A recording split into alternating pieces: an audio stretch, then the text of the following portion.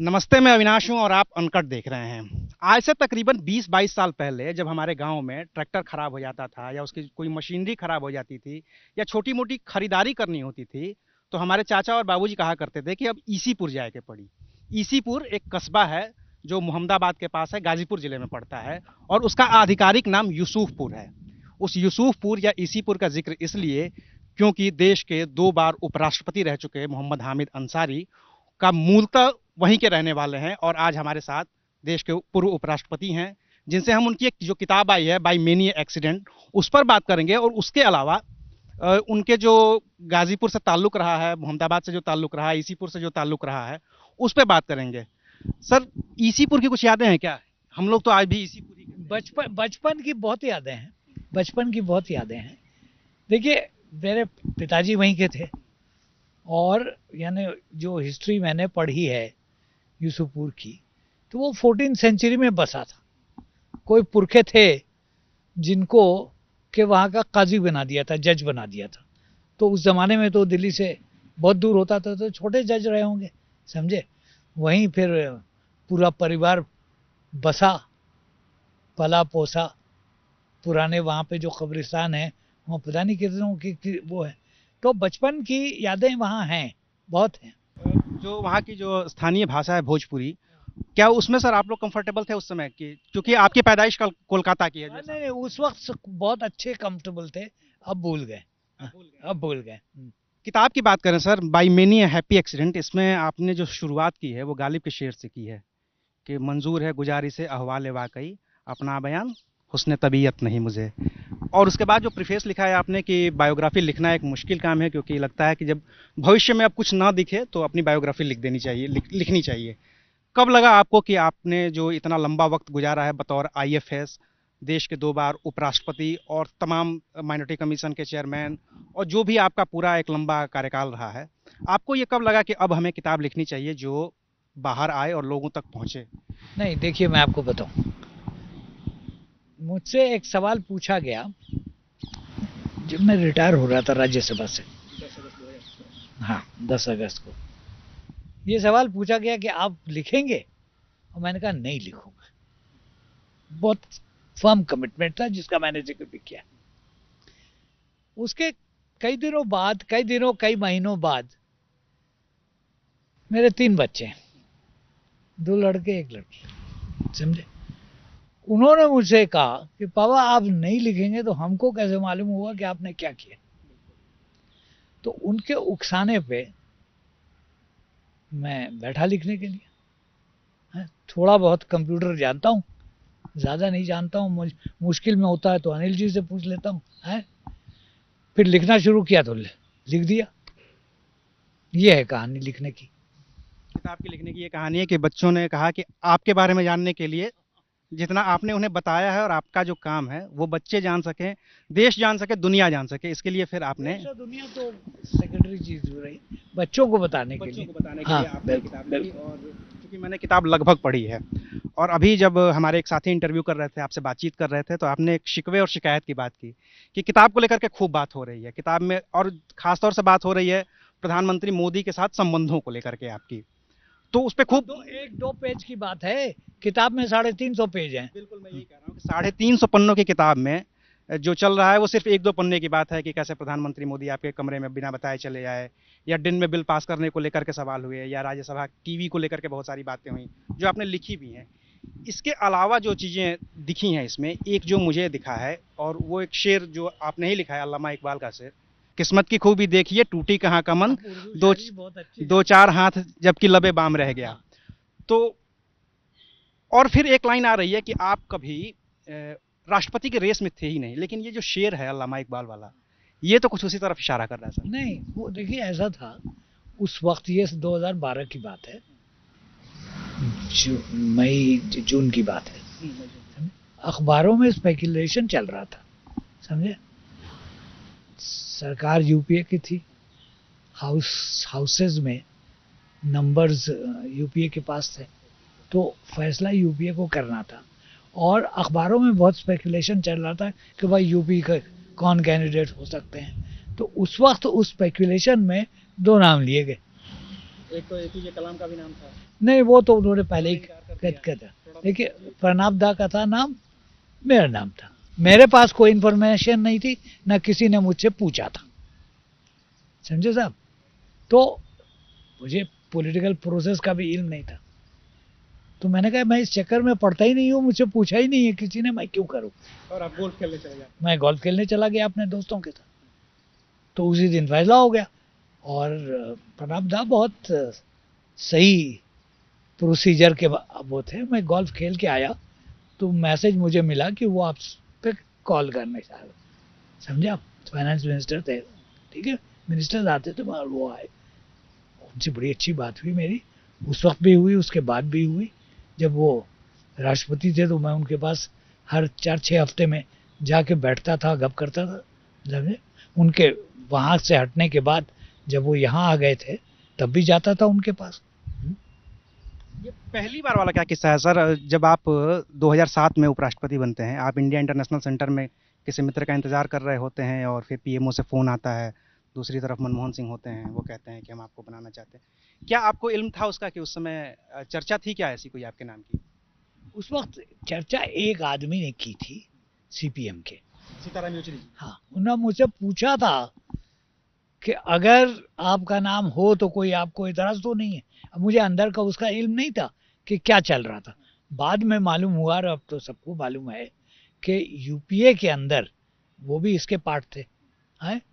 उन्होंने प्रपोज किया, दूसरों ने एक्सेप्ट कर लिया, तो मैं उस प्रोसेस को नहीं जानता था, तो मेरा तो उसमें कोई रोल था ही नहीं। मैंने किसी से ये नहीं कहा कि आप इसको सपोर्ट कीजिए, विरोध कीजिए। क्योंकि उस समय तो बीजेपी का साफ-साफ था कि वो कांग्रेस समर्थित किसी उम्मीदवार का ठीक है, सपोर्ट वो नहीं कर दिया करेंगे। था। पहली बार नजमा हेपतुल्ला को उतारा गया था उस हाँ, समय आपके खिलाफ।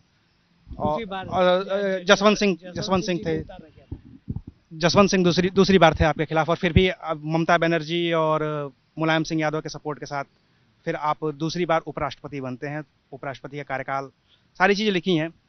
पॉलिटिक्स से इतर सर, जब आप जरा आईएफएस के बारे में हम जिक्र करते हैं, जो आप रहे हैं बगदाद और तमाम देशों में, कौन से देश के साथ सर जो हमारे संबंध फिलहाल आप देख रहे हैं कि थोड़े और बेहतर होने चाहिए थे? जैसे कि हमने पिछले कई दिनों में देखा है, पड़ोसी देश नेपाल के साथ थोड़े हमारे संबंध खराब हुए, चाइना के साथ जो चल रहा है वो लगातार चल रहा है, अब भी एक बात हुई, पाकिस्तान स्थायी तौर पे जैसे चल रहा था वैसे ही चल रहा है। क्या लगता है कहाँ चूक हो रही है इस विदेश नीति में? देखिए, पॉइंट ये है कि जो पड़ोसी है आप उसको भूल नहीं सकते, ठीक है ना। दीवार मिलती है, समझे साहब। आप शोर मचाएंगे वो दुखी होगा, वो शोर मचाएगा आप दुखी होंगे, आना जाना ये वो सब कुछ है। तो पड़ोसी के साथ तो रिश्ते बना के रखना ही है, कोई दूसरा रास्ता नहीं है। चाहे वो नेपाल हो, चाहे बांग्लादेश हो, चाहे श्रीलंका हो, चाहे पाकिस्तान हो, चाहे चीन हो। तो ये चैलेंज फॉरेन पॉलिसी का हमेशा पड़ोसी के रिश्तों से होता है। अब यहाँ दूर दराज कोई मुल्क है, अर्जेंटीना है, अब अर्जेंटीना से तो हमारे संबंध अच्छे ही रहेंगे, बिगड़ेंगे कहाँ। बॉर्डर की लड़ाई नहीं है तो बिगड़ना नहीं। कोई बॉर्डर की लड़ाई नहीं है, कुछ नहीं है। कुछ थोड़ा बहुत हम उनसे खरीदते हैं, कुछ थोड़ा बहुत उनको बेचते हैं, बाकी जहाँ मिलते हैं मुस्कुराते हैं, हाथ मिलाते हैं, बात खत्म हो गई। तो पड़ोसी के साथ तो आपका जो रिश्ता है वो ठीक ही रहना पड़ेगा। अब उसमें खींचतान होती है, समझे। पाकिस्तान के साथ है बहुत खींचतान हुई, समझे, अब भी हो रही है, अब ज़रा ज़्यादा हो गई है। मगर जब मैं यूएन में था सबसे ज़्यादा ख़राब उस वक्त था, 93, 94, 95 का जो पीरियड था, पाकिस्तान हावी पड़ रहा था, वो हमारे खिलाफ रेजोल्यूशन ला रहे थे, समझे, उनको सपोर्ट था, समझे साहब। मगर हम लोगों ने भी अपनी तरफ से काम किया है। पहले तो नरसिम्हा राव जी गए थे एज प्राइम मिनिस्टर, समझे। उसके बाद दूसरे साल में वो क्या कहते हैं, यार अब बुढ़ा हो रहा हूँ, नाम भी भूल रहा है, नहीं अपने दिनेश सिंह जी गए थे, समझे। फिर प्रणब दा गए थे लीडर ऑफ डेलीगेशन। आखिर में हम लोग इसमें कामयाब हो गए दूसरों को समझाने में कि हमारे खिलाफ रेजोल्यूशन लाने से कोई फायदा किसी का नहीं होगा। मगर उस वक्त भी हमारी बातचीत कभी नहीं बंद हुई, समझे। पाकिस्तान के जो राजदूत थे वो एक बहुत मशहूर पारसी थे, जमशेद मारकर, बड़ी अच्छी मेरे वो थे। पाकिस्तान का जिक्र हुआ ही है सर, तो प्रणव दा ने अभी पिछली एक जो किताब लिखी थी उसमें उन्होंने प्रधानमंत्री मनमोहन सिंह वाला वो जिक्र किया है कि वो वहाँ गए थे जब 2015 में अचानक से और शॉल भेंट की थी नवाज शरीफ के यहाँ। वो गैर मनमोहन ज़रूरी, सिंह नहीं गए थे। मनमोहन सिंह, अरे मोदी, प्रधानमंत्री मोदी गए थे और उन्होंने शॉल भेंट की थी नवाज शरीफ को, तो वो गैर ज़रूरी था। क्या लगता है कि ये एक डिप्लोमेटिक तरीका था या फिर वो गैर ज़रूरी वाकई था वो? नहीं नहीं, देखिए डिप्लोमेसी में कोई चीज़ गैर ज़रूरी नहीं होती। डिप्लोमेसी में तलाश क्या है, चैलेंज क्या है कि आप, जैसे कि आप पहले ज़माने में जब रेडियो होता था ना, तो आप नॉब घुमाते थे देखने के लिए किस फ्रीक्वेंसी पे कौन सा स्टेशन आ रहा है और कितना क्लियर आ रहा है। उसी तरह से डिप्लोमेसी में आप फ्रीक्वेंसी की तलाश करते रहिए। किससे डिप्लोमेट्स बदनाम बहुत हैं कि साहब खाते हैं पीते हैं मज़े उड़ाते हैं। नहीं, मज़े नहीं उड़ाते हैं, समझा। सुबह ब्रेकफास्ट से लंच, लंच के बाद रिसेप्शन और रात को डिनर, काम होता है, समझा। वो वही जो आप कह रहे हैं, फ्रीक्वेंसी तलाशते रहते हैं कि किससे किस पॉइंट पे बात हो सकती है, समझे। मैं यूएन में जब था, किसी दिन जब यूएन सेशन में होती थी तो शाम को 2 रिसेप्शन तो होते ही थे और 1 डिनर, समझे। आप जाइए, मगर आप वहाँ तफरी करने नहीं जाते थे। आप जाते थे 5 मिनट 10 मिनट इस तलाश में कि फला आदमी मिल जाएगा, उससे ये बात पूछ लेंगे, समझे। कभी कामयाब होते थे, कभी नहीं होते थे कामयाब। तो डिप्लोमेसी में तलाश हमेशा होनी चाहिए बातचीत की और फ्रीक्वेंसी की। तो मैं नहीं कहता कि जो प्रधानमंत्री जी ने किया वहाँ पे अचानक चले गए, बहुत ठीक किया, उसमें बुराई क्या थी। अब उसके बाद बात बिगड़ गई, दूसरी वजह से बिगड़ गई, उधर जो लोग थे वो नहीं चाहते थे, जो भी था, मगर अपनी तरफ से पीएम ने कोशिश की थी, बिल्कुल की थी, गुड जेस्चर, बिल्कुल की थी। उन्होंने किसी को नहीं बताया था, समझे। चीन के साथ हमारे संबंध सर क्यों खराब हो रहे हैं? क्या लग रहा है कि मतलब कहाँ किससे चूक हो रही है? क्या चाइना ज़्यादा एग्रेसिव हो रहा है या 65 के बाद सब कुछ ठीक था, अचानक से ये गलवान वाला होता है, 2017 में लद्दाख का इंसिडेंट होता है? बड़ी लंबी कहानी है। बतौर आईएफएस, चूंकि आप नहीं, बतौर आईएफएस की नहीं, देखिए बड़ी कहानी बड़ी लंबी है। कब शुरू हुई, समझे। नेहरू जी के ज़माने में शुरू हुई, 1960 में चू एन लाई जो उस वक्त प्राइम मिनिस्टर थे वो आए यहाँ पे, हैं। नेहरू जी ने ठीक समझा कि वो उनके सीनियर कॉलीग से भी बात करें, तो वो मोरारजी देसाई साहब से, पंत जी से उनकी बात हुई, वो बात सख्त हुई। अब पता नहीं उस वक्त क्या इक्वेशन था नेहरू जी का इन लोगों के साथ, मगर वो बात बनी नहीं। जो वो प्रस्ताव लेके आ रहे थे वो खाली हाथ वापस चले गए। उसके बाद लड़ाई हो गई, लड़ाई के बाद फिर बातचीत भी शुरू हो गई, समझा। धीरे धीरे बातचीत शुरू हो गई। सन कौन था वहाँ पे, शायद ब्रजेश मिश्रा साहब थे या कोई और था, खैर वो नहीं हुआ कुछ उसमें, कहीं कोई मुस्कुराया, किसी ने हाथ मिलाया, समझे। ये सब समझने की चीज़ें, कौन क्यों मुस्कुराया, क्यों हाथ मिलाया किसी ने। फिर वाजपेयी जी गए, हैं, मगर वहाँ भी कुछ गड़बड़ हो गया। वो चीन ने दावा बोल दिया, वियतनाम पे बात खराब हो गई।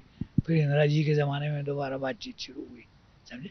तो धीरे धीरे कदम एक कदम, दूसरा कदम, तीसरा कदम, ये चलता रहा और धीरे धीरे एक ढांचा बनने लगा कि इसको आप एक दिन में नहीं सॉल्व कर सकते, मगर कम से कम टेंशन तो कम करें, हैं। तो हुई भी थी कम, वो बड़ी हद तक हुई थी, संजय साहब, 1990s में जो हुई थी, फिर मनमोहन सिंह जी के ज़माने में जो हुआ था, समझे। एक ढांचा बन गया था, अब उसमें फिर गड़बड़ हो गया, है। अब क्या हुआ वो तो किसी को नहीं मालूम है। और अब तो सर हालात ऐसे हो गए हैं कि जैसे पाकिस्तान के साथ रोज खबरें आती थी कि कहीं कुछ हो रहा है, कहीं कुछ हो रहा है, वैसे चीन के साथ आ रहा है कि अरुणाचल प्रदेश में कभी कभी हो रहा है, गलवान में कहीं कुछ हो रहा है। ये सब प्रॉब्लम्स हैं, इनका सोल्यूशन तलाश करना है। और रक्षा मंत्री आपको नहीं बताएंगे, मुझे भी नहीं बताएंगे कि वो कैसे कर रहे हैं, विदेश मंत्री क्या कर रहे हैं, समझे। बड़े एक्सपीरियंस लोग हैं, तो वो अपना देखिए क्या है, दोनों जानते हैं देखिए, दो चीज़ें हैं। एक तो ये है कि फौजी ताकत किसके पास कम है, किसके पास ज़्यादा है, इकोनॉमिक पावर किसके पास ज़्यादा है, किसके पास कम है, उस पर कोई दो राय है नहीं, सारी दुनिया जानती है। ठीक है, मगर साथ साथ वो भी जानते हैं, हम भी जानते हैं कि साथ रहना है, समझे, अलग नहीं हो सकते, आप दीवार नहीं बना सकते। ठीक है, हिमालय की दीवार है, मगर आजकल तो उस पर भी लोग चढ़ जाते हैं। तो बातचीत का सिलसिला चल रहा है और चलेगा, और इसका सोल्यूशन निकल आएगा। उम्मीद करते हैं कि पाकिस्तान राजनाथ जी ने कहा ये निकलेगा, वो ज़्यादा जो नहीं कहना चाहते हैं नहीं कहते हैं। ठीक है, लेकिन उम्मीद है कि जल्दी ये निकलेगा चाइना के साथ। जल्दी हो देर हो ये किसको मालूम है, और जल्दी का मतलब क्या है, आपके डिक्शनरी में जल्दी का क्या मतलब है, मेरी डिक्शनरी में क्या मतलब है। और अंतर्राष्ट्रीय संबंधों के लिए जल्दी का मतलब कुछ और ही होता है। बिल्कुल। अ, अभी दिल्ली में हम लोग देख रहे हैं पिछले कुछ दिनों से, पिछले 2 महीने से किसान आंदोलन चल रहा है। मैं भी लगातार सिंघू बॉर्डर गाजीपुर जाता रहा हूँ। किस नज़रिए से देखते हैं सर आप, चूँकि आप जिस कस्बे से आपका पूरा परिवार ताल्लुक़ रखता है, आपके पिताजी जहाँ से थे, वो पूरा एकदम खेती किसानी वाला कस्बा है, गाजीपुर वाला पूरा इलाका जो था। आपने लिखा है आम के बागीचे हुआ करते थे वहाँ पे, अब तो फिलहाल मुझे लगता है कि नहीं है, कम हो गए हैं वहाँ पे, कम हो गए हैं बिल्कुल। कैसे देखते हैं आप कि ये किस दिशा में जा रहा है, क्यों इतना एग्रेशन है दोनों तरफ से, किसानों की तरफ से और सरकार की तरफ से? देखिए, 10-20 किसानों की तो बात नहीं है, हैं? कितने किसान हैं? 40-50 हज़ार, ज़्यादा उससे? हैं? अच्छा, तो इतने लोग 2 महीने कड़कती सर्दी में बैठे रहे, कुछ तो है जज्बा, सही हो गलत हो वो बात अलग, जज्बा है ना, क्यों है? इसलिए कि वो समझते हैं कि ये कानून जो है उनके हित में नहीं है। तो अगर वो समझते हैं इनके हित में नहीं है तो समझाना पड़ेगा ना, उसके समझाने का तरीका होता है। अब वो सब ये कह रहे हैं कि कानून बनाने में जल्दी हुई, समझे। अगर इस पर थोड़ा डिबेट और होता, थोड़ा डिस्कशन और होता, तो हो सकता है कि सरकार भी ये मानने पे अब राजी हो गई है, सुधारों की बात कर रही है। हाँ सुधार। अब वो बात वहीं सिर्फ आके रुकी है, वो कहते हैं इसको वापस लीजिए, ये कहते हैं कि नहीं आप इसमें बता दीजिए कि क्या तरमीम खराब है, तो वो बात अब शब्दों की हो गई है, नाक की बात हो गई है, बस और क्या है। अच्छा, एक जब मैं किताब पढ़ रहा था तो उसमें दिखा था कि आप हाई स्कूल के वक्त में साइंस था आपका, इंटरमीडिएट में आर्ट्स लेते हैं, और इकोनॉमिक्स भी आपका एक सब्जेक्ट रहा है। बजट आने वाला है पिछले अगले 1-2 दिनों में। ये कुछ कभी नहीं समझ में आया, अब भी नहीं समझ में आया, हाँ? मैं बजट पढ़ता ही नहीं हूँ, हाँ, उनकी स्पीच थोड़ा बहुत देख लेता हूँ मेजर, मगर उसके आगे मेरी समझ में नहीं आता है। बाकी तो राज जो बुद्धिमान हैं लोग हैं उनका असेसमेंट मैं पढ़ लेता हूँ। बिजनेस स्टैंडर्ड में एक पेज होता है जिसमें कि मेरी समझ की बातें होती हैं, वो देख लेता हूँ बस। बतौर 2 बार उपराष्ट्रपति रहने के बाद भी आज इस वक्त जब खाली वक्त होता है, जैसे अभी हम बात कर रहे थे कि आप जब हमसे आपसे बात कर रहे हैं तो ये आपके टहलने का वक्त होता था इस धूप में, खाली वक्त में आप पढ़ने का वक्त होता है। अभी आप बहुत सारी किताबों के भी नाम बता रहे थे, मैं नोट भी करता जा रहा था उनको। तो राजनीति पे तो बहुत सारी बात हो गई है, मोदी जी के साथ संबंधों पे आपकी बात हो गई है, जो किताब कह रही है, एक बार व्यक्तिगत तौर पे कैसे रिश्ते हैं आपके प्रधानमंत्री के अच्छे, साथ? बहुत अच्छे। उसमें परसों नरसों 3 दिन पहले 26 जनवरी को राष्ट्रपति भवन में उनसे मुलाकात हुई थी, बिल्कुल अच्छे, कोई वो नहीं है इसमें। ये लोग गलत समझते हैं कि कोई झगड़ा है, तनाव है, कुछ नहीं है, अच्छे तो रिश्ते बहुत अच्छे हैं। तो ये किताब है जो इन देश के पूर्व उपराष्ट्रपति हामिद अंसारी का अपना अनुभव है जो इन्होंने लिखा है। बाकी जैसा कि आपने सुना, प्रधानमंत्री मोदी के साथ रिश्ते बहुत अच्छे हैं, व्यक्तिगत तौर के जो संबंध है वो बहुत अच्छे हैं, और जो एक शिकवा है इनकी, शिकायत कहें उसे ना, कि सिर्फ बात राजनीति पे हो रही है, ये शिकवा है। शिकवा छोटी चीज है और शिकायत बड़े। तो जो शिकवा है देश के पूर्व उपराष्ट्रपति हामिद अंसारी का, कि इस किताब में जो जिक्र है राजनीति का, भारतीय राजनीति का, प्रधानमंत्री मोदी के साथ संबंधों का, बात सिर्फ उस पे हो रही है, बात इस पे नहीं हो रही है कि बतौर आईएफएस इन्होंने दुनिया के तमाम मुल्कों का जो दौरा किया है और बतौर राजनयिक जो काम किया है, उसके बारे में भी लोगों को पढ़ना चाहिए, जानना चाहिए और देखना चाहिए। शुक्रिया सर वक्त देने के लिए। देखिए, इस किताब में एक सेक्शन है जिसमें कि एक एवरेज्ड पोर्शन है मेरी पब्लिक स्पीचेस का, समझे। मेरे कोई पूछे कि तुम्हारे ख्यालात क्या हैं, मैंने कहा ये स्पीचेस पढ़ लो, 8 साल 10 साल में मैंने दी हैं, पब्लिकली दी हैं।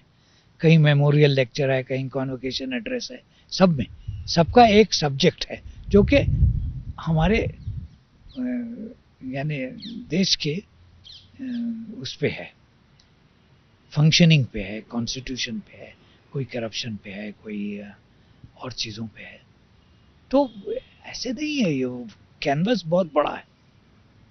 एक चीज़ है, चूंकि जब हम ये इंटरव्यू कर रहे थे डिजिटल का कर रहे थे, तो आपने कहा था कि डिजिटल मुझे बहुत समझ में नहीं आता है। फिर आपने अपनी बेटी का जिक्र किया, जो एक बयान आपने दिया था, और उसके बाद उन्होंने कहा था कि आपके लिए तो ये 5000 ट्वीट हो गए हैं।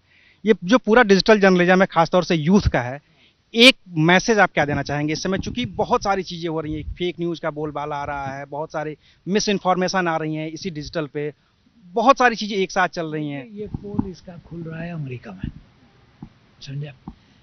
बड़ी अच्छी चीज़ है टेक्नोलॉजी, फॉरेन कम्युनिकेशन, समझे। आपने मुझे मैसेज भेजा, मैंने उसका जवाब दिया, है मिनटों में हो गया। मगर बहुत सी चीज़ें जल्दी में नहीं होती है, उसका ख्याल रखना चाहिए। अगर कोई पॉलिटिकल सिचुएशन है, उस पे अपने व्यूज़ का इजहार जो है वो 2 शब्दों 10 शब्दों में नहीं हो सकता है। सोचने की बात होती है, कहने की बात होती है। तो इसके जो छोटे मोटे फायदे बहुत अच्छे हैं, मगर अगर इसको आप पॉलिटिक्स बना देंगे तो काम खराब होगा। हो रहा है काम खराब, अमेरिका में आपने देख लिया क्या हुआ। आपके यहाँ भी यही हुआ, एक ट्वीट ने भड़का दिया और कैपिटल हिल पे हिंसा हो गई। वो नहीं ठीक है। और समझेंगे लोग, जैसे अमेरिका में लोगों ने समझा है। अब भाई आखिर वो उन्होंने उनको बैन क्यों कर दिया, प्रेसिडेंट को बैन क्यों कर दिया, ट्विटर ने सस्पेंड कर दिया पूरा हाँ अकाउंट उनका। क्यों किया। वो उनको ये अंदाज हुआ कि ये गलत रास्ते पे ले जा रहे हैं। तो हमारे यहाँ वो नौबत नहीं आई है, मगर मेरा ख्याल है कभी ना कभी ये नौबत आएगी। जिस तरह से लोग इस पे कर रहे हैं। खाली वक्त में फिल्में देखते हैं सर आप? बिल्कुल नहीं।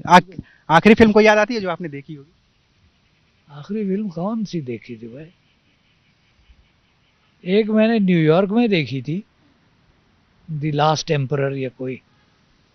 उसके बाद मैं कब की बात कर रहा हूँ, न्यूयॉर्क 1994 में था। 94? हाँ, उसके मैंने कोई फिल्म नहीं देखी। ऐसे छोटी मोटी स्क्रिप्ट्स वगैरह देख लेता हूँ, बस। उसके आगे कभी दिल्ली के किसी सिनेमा हॉल में नहीं गया। और ये ओटीटी जो प्लेटफॉर्म्स आए हैं, अमेजन, नेटफ्लिक्स, ऐसी तमाम चीज़ें? बिल्कुल नहीं, बिल्कुल आप पढ़ना पसंद करते हैं? मुझे कंफर्टेबल उसी में।